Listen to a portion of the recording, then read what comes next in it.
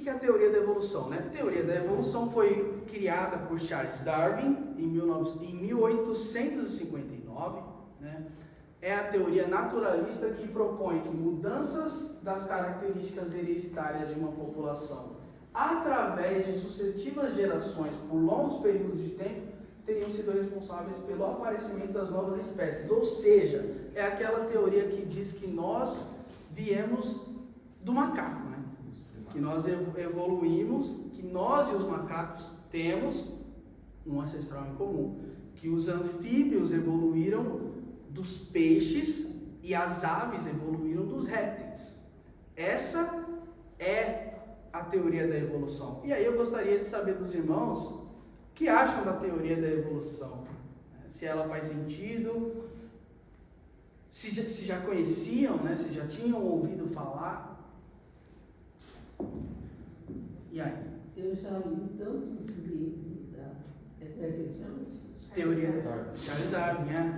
Eu li tantos livros dele, e um livro foi um assim, que eu achei que ele fala da evolução, mas ele fala que perdeu uma filha, ele perdeu uma filha, e ele nunca superou a perda dessa filha.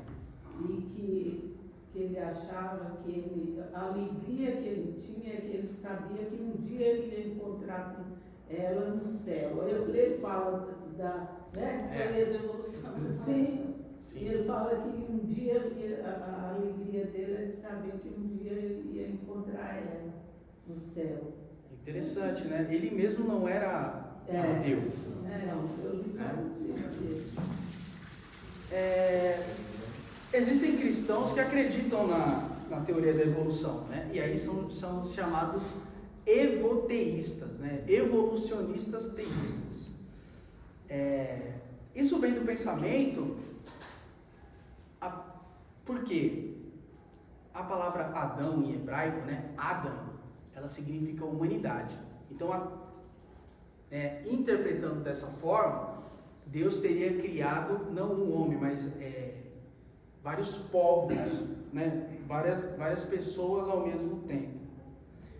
Outros falam também de uma raça pré-adâmica, uma raça de pessoas antes de Adão. E aí Deus selecionou ali um casal no meio da multidão e soprou nas narinas. Mas a Bíblia deixa essa questão muito clara, porque Charles Darwin vai dizer, né, que nós viemos de uma ameba primordial. Enquanto Deus diz em Gênesis 1, criei segundo a sua espécie, criei o ser humano segundo a sua espécie, criei as aves conforme a sua espécie, criei os répteis conforme a sua espécie. Não tem espaço para evolução aqui, né? Jesus, quando foi questionado em Mateus 19:4, ele disse: não tendes lido que desde o princípio criei homem e mulher? Desde o princípio, não tem espaço, não abre brechas para a evolução aqui, né? Passa para o próximo. Essa ideia de que nós evoluímos do macaco, né, ela é muito sustentada porque os macacos e os seres humanos possuem informações genéticas semelhantes, possuem um DNA parecido. Mas se nós pegarmos outros animais e compararmos, nós vamos ver que existem outros animais que têm essa informação genética semelhante também, né? Essa tabela que eu peguei aqui, né, eu peguei ela na palestra do professor Adalto Lourenço, né? Aqui nós temos então algumas formas de vida. Tem memória, né? Tem memória. O ser humano possui 23 pares de cromossomos. Segundo essa tabela, realmente o animal mais parecido ali é o chimpanzé, né? Ele tem 24 pares de cromossomos. Quando nós vamos comparar o tamanho do genoma, veja bem, o ser humano possui ali o tamanho do genoma 13,20 gigabytes, o elefante possui o genoma, o tamanho exato do ser humano. E não necessariamente isso significa alguma coisa. Então é correto dizer que nós, né, e os elefantes, nós temos um ancestral em comum? Não faz sentido. Olha só a quantidade de genes. O ser humano tem 20.251. O mais próximo aqui, ó, o cavalo tem 20.000. O gato. O gato é o mais próximo, tem 20.285. Então, Por isso que você é uma gatinha.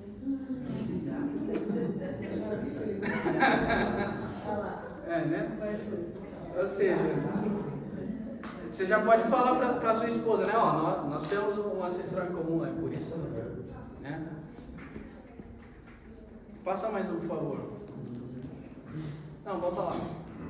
Ou seja, nós vimos aqui animais, nós comparamos informações genéticas, nós vimos que existem outros animais que também são semelhantes ou até idênticos ali, né?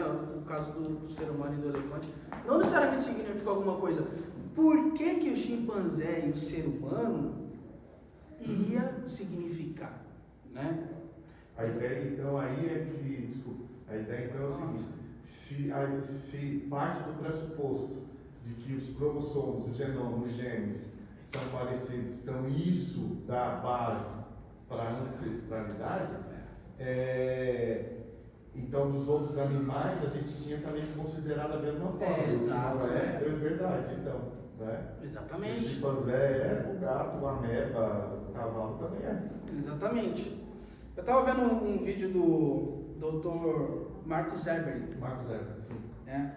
E ele falou que recentemente fizeram um transplante de fígado de porco para humano. E aí veja bem, né? Foi o fígado de um porco, não foi o fígado de um chimpanzé. Se nós somos tão parecidos assim, por que não foi um órgão do chimpanzé? Né? Nunca na história foi feito um transplante de um órgão de chimpanzé para ser humano. Ou seja, nós somos mais parecidos com o porco do que com o chimpanzé, pelo menos na anatomia dos órgãos, né? Segundo o biólogo Marcus David. Passa para o próximo. Charles Darwin, né, publicou diversos livros. Ele publicou aqui, ó, nós temos os dois principais, né, Origem das Espécies e Origem do Homem. E ele usou nesses dois livros pelo menos 800 vezes a frase podemos supor que, é provável que, considerando que. Ou seja, ele não era categórico nas afirmações, né? A falta de evidências impedia ele de fazer isso. E aí nós vamos ver aqui um pouco da falta de evidências no darwinismo, né? Alguém poderia ler para mim, por favor? Isso aqui o Charles Darwin fala, né, em um dos livros dele, né, A Origem das Espécies. Se pudesse ser demonstrado que algum órgão complexo existiu e que não poderia ter sido formado por leves modificações numerosas e sucessivas, minha teoria seria absolutamente destruída. A origem das espécies. Charles Darwin fala isso. Ou seja, isso mostra que nem ele tinha certeza do que ele estava escrevendo. Nos livros dele, assim, ele nunca confirmava. Nunca afirmava. Afirmava que era. Né? Ele sempre tinha dúvidas. Ele coloca uma condição aqui, irmãos. Ó, se pudesse ser demonstrado isso, minha teoria seria absolutamente destruída.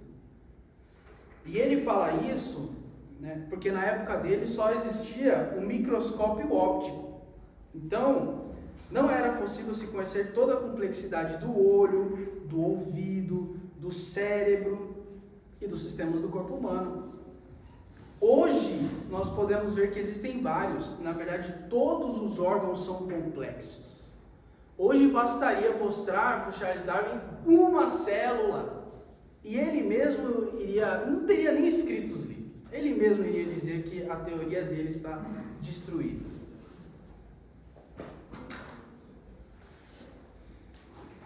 Isaac Newton, cientista, inúmeras contribuições para a física, para a matemática. Olha só o que ele diz aqui. Teria sido o olho planejado sem uma competência em óptica? Pode alguém criar o olho, alguém que não tenha a visão, e o ouvido? Pode o ouvido ser criado sem um conhecimento em acústica? O design inteligente é real.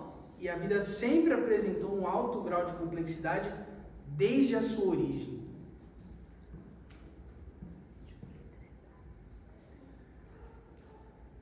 Segundo o próprio Darwin, o maior problema na sua teoria era a falta dos elos de transição dos fósseis. O que são os elos de transição? Aqui nessa imagem, nós temos aqui um peixe, Aqui está simplificado, claro, mas aqui seria a suposta evolução de um anfíbio, Então, do peixe até o anfíbio. E existem aqui 4 seres. Os elos de transição são esses do meio. Entre o peixe e o anfíbio, existem 2 seres ali que não são nem 100% peixe e nem 100% anfíbio. O segundo aqui, por exemplo, ele é um peixe, mas ele tem as patinhas já. Então, está em evolução. E o Charles Darwin disse que o maior problema na teoria dele é que não tinha os fósseis desses elos de transição. Na época, a quantidade de fósseis ainda era muito pequena, então isso foi justificado. Ele falou, não, mais para frente vai aparecer, Hoje, nós temos bilhões de fósseis escavados e os elos de transição continuam faltando. Pode passar um. Aí, você pode me falar assim, não, mas tem o mamute, Tem o tigre de dente de sabre. Será que eles são, Eles são considerados elos de transição, Mas a arara azul, ela não evoluiu para o papagaio. E o porco não evoluiu do javali. Eles são variações de espécie. Da mesma forma, o mamute e o tigre de dente de sabre, eles são variações. O que eu estou querendo dizer com isso? Se o javali tivesse sido extinto muitos anos atrás, nós teríamos nos livros de ciência que o porco evoluiu do javali. Nós sabemos que isso não é verdade, porque o javali está aí, não foi extinto. Então o mamute e o tigre de dente de sabre, eles não são evidência de evolução, não são elos de transição. Eles são variações de espécies que foram extintas, e isso é normal. A extinção dos animais é normal, Até poucos anos atrás o rinoceronte negro foi extinto. Então a extinção no mundo animal, ela sempre aconteceu.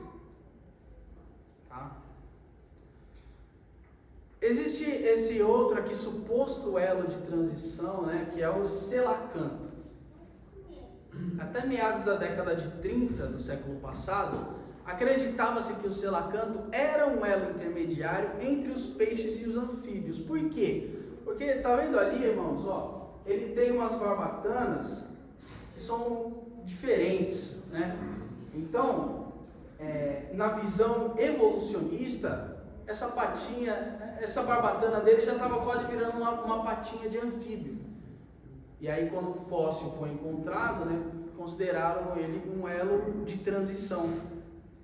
Os fósseis encontrados foram datados como sendo de 360 milhões de anos. E acreditava-se que o selacanto havia sido extinto há cerca de 65 milhões de anos.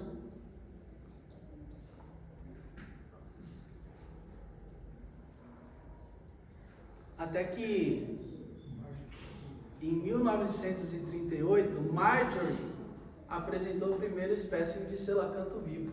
Meus irmãos, olha só, volta no slide, por favor. Mas olha isso. Os fósseis que foram escavados foram datados como sendo 360 milhões de anos. Que erro gigante! gigante. Acreditava-se que ele teria sido extinto 65 milhões de anos, e aí a Marjorie encontra uma espécie viva em 1938.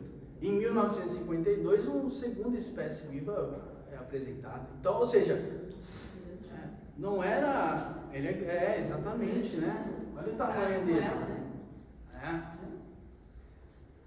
Ou seja, inclusive, não era um elo de transição, precisou tirar dos livros de ciência, né? Até ele ter sido encontrado, era considerado um elo de transição e estava lá. Passa mais um. O patologista e professor da Universidade Autônoma de Guadalajara, Raul Leguizamon, resumiu em suas palavras o porquê do número crescente de cientistas abandonando a teoria darwiniana. Por que tem tanto cientista abandonando a teoria da evolução? E aí ele fala o seguinte: eu assinei a declaração de dissidência científica do darwinismo por estar totalmente convencido da falta de verdadeira evidência em favor do dogma darwiniano. Ele disse isso em 2007.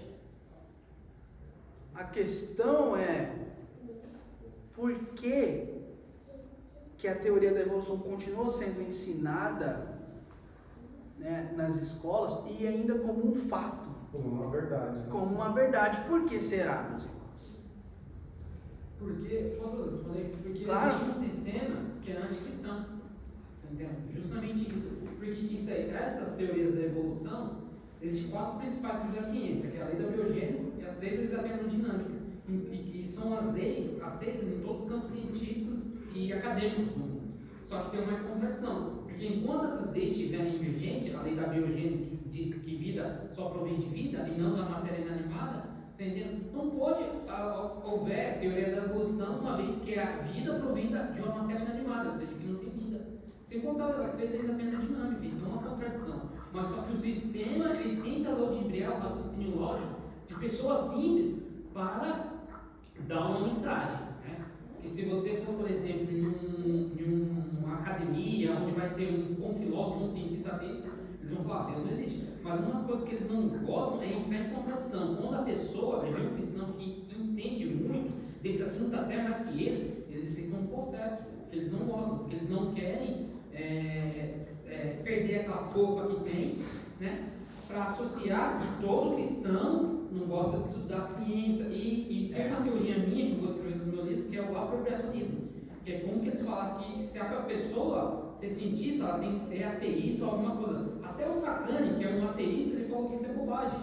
De uma entrevista dele, ele falou, não, a pessoa pode ser cristã, ela pode ser hinduísta ou sem religião, enfim, desde que estude a ciência, suas evidências na terra como cristão. A diferença é que ele acredita, tudo bem, né? A gente respeita o direito de pensar diferente. Mas o sistema, ele tenta transparecer na mente das pessoas, provocando uma confusão na mente das pessoas. Tanto é que você falou, qualquer escola ou academia que eles tratam desse assunto, raramente você vai ver eles colocar a Bíblia, né, como referência, o da Bíblia sempre vai estar ali o darwinismo. E realmente, por natureza, ciência, como é um empírico, né? Ciência empírica, ela está sempre em constante mudança. Então, o que é verdade hoje, amanhã, um achado científico deixa de ser verdade. E uma não verdade do passado pode se tornar uma verdade com alguns achados científicos. Então, o modelo está sempre mudando. E a ciência Sim. por natureza, ela não é categórica nesse sentido de ser o último momento de estudo. Não, porque está sempre descobrindo coisas novas e a ciência, ela existe para isso, para exatamente isso. E essa questão até dos estudos, é interessante que a gente vai ter aí o domínio da narrativa, né? Então, o pessoal quer dominar a narrativa como os sensores da verdade. E aí que a gente tem problema, né? Porque, enfim, mas aí a gente segue outro. Tem 90% dos ganhos. Aí, né, existe realmente o que o irmão trouxe, né? Esse estereótipo de que o cristão ele não entende de ciência, ele é ignorante. É isso que eles pensam. Não é? como se fé e ciência fossem incompatíveis, fossem opostas, né? Mas, se você for ver ganhadores de prêmio Nobel, né, os cientistas ganhadores de prêmio Nobel, 90% acreditam em Deus, 67% cristãos, 22% judeus. Eu até brinco, né, que Deus deu o dízimo para os ateus, deu ali 10% para eles, né? Ou seja, não é incompatível, né? Nós estamos vendo aqui. Pode passar para o próximo, por favor. Quando a gente está falando de darwinismo, né, quando a gente está falando de evolução, teoria da evolução, sempre surge ali a seleção natural. Então vamos entender aqui o que é a seleção natural. Seleção natural é um processo em que organismos com características vantajosas para um determinado ambiente têm maior probabilidade de sobreviver e se reproduzir, transmitindo essas características aos seus descendentes. Ou seja, eu gosto muito do exemplo da mosca aqui. Vamos supor que as primeiras moscas que foram criadas, elas tinham uma asa pequena. E aí, como consequência, né, não conseguiam voar direito, e tinham o período de vida mais curto. Né? E aí elas vão se reproduzindo, até que nasce uma com uma anomalia. Ela nasce com uma asa maior. E aí essa mosca, ela dura mais tempo e ela vai reproduzindo. As que tem a asa menor vai morrendo e essa vai reproduzindo, até que todas as moscas têm a asa maior. Então isso é a seleção natural. É quando uma espécie ela vai se reproduzindo, criando anomalias, e se essas anomalias oferecem uma vantagem para o ambiente em que elas vivem, isso vai sendo passado adiante. Então, pode ser que nessas reproduções nasce uma pata a mais, nasce um olho a mais. Se isso oferece uma vantagem para elas, né, na sobrevivência ali no ambiente em que elas vivem, isso vai ser passado para frente. Isso que é a seleção natural. Agora, a seleção natural, ela é uma evidência de evolução? Né? Passa para o próximo, por favor. Seleção natural é evidência de evolução? Ela pode ser considerada evolução? Não, claro que não. Porque na seleção natural não existe um ganho de complexidade a ponto de gerar um novo tipo. O que eu quero dizer com isso? A mosca, ela pode, depois de inúmeras reproduções, ser até bem diferente das primeiras que vieram a existir, né? A asa maior, uma pata a mais, mas ela continua sendo mosca. Ela não vai virar um outro inseto, um outro animal. Então, por isso a seleção natural não é uma evidência de evolução. Olha só o que diz o professor Adalto Lourenço, né? Mestre em física, pastor, né? Ele diz assim: as mutações, embora alterem o código genético, não codificam novas estruturas e funções e nem criam nova informação genética. Elas apenas selecionam, eliminam, duplicam, trocam ou recombinam a informação genética que já existe. Exatamente isso que eu falei. Não vai criar uma nova espécie.